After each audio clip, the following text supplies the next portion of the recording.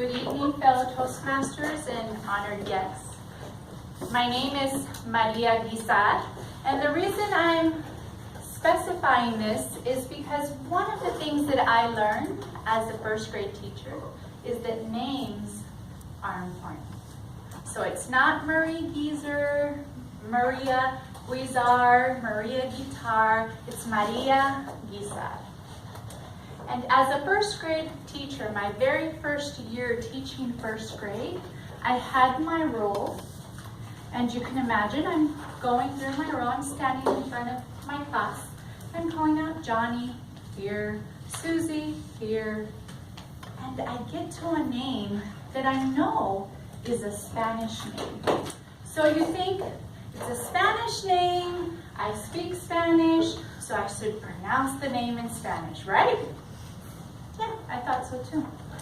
So I said, Efren. And the whole class just looked around. Who's that? Who's she talking about? Efren. And he raised his hand. And he said, it's Efron.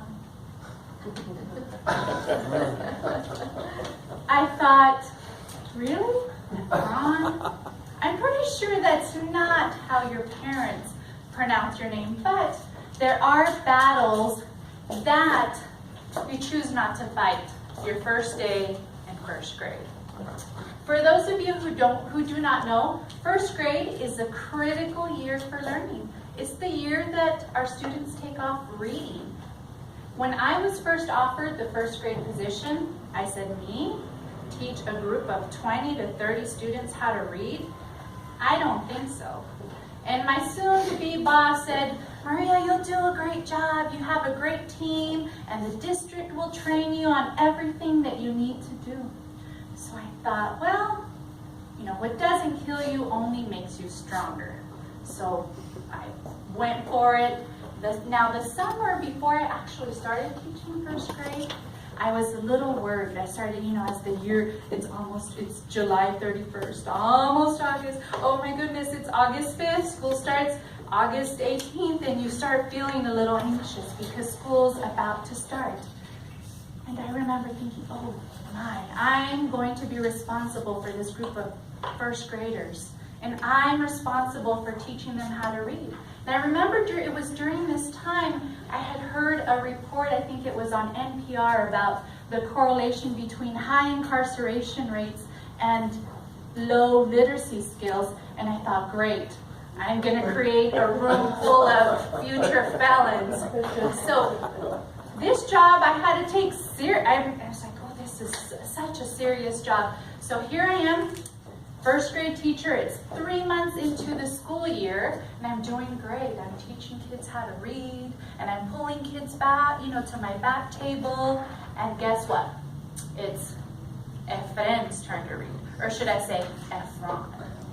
So I call him Efron, and he comes, and he sits down right in front of me. I set his book in front of him, and I said, Efron, our goal today is to learn how to read words that have the ch sound as in catch. Okay, so he's reading, and I remember the title of the book being something like Mitch on a Trip.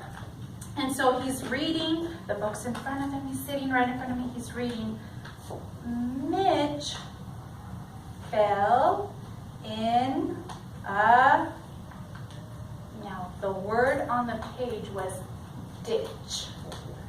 And for those of you who do not know, first graders confuse B's and D's all the time.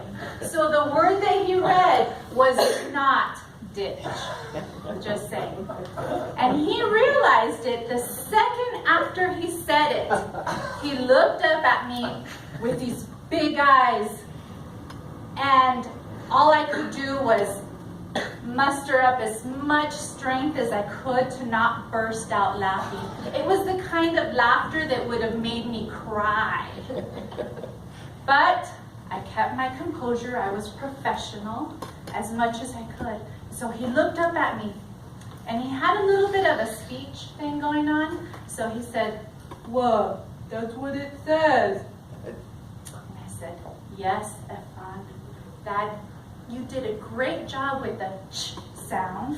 However, that, my friend, is not a B, it's a D. So let's try again.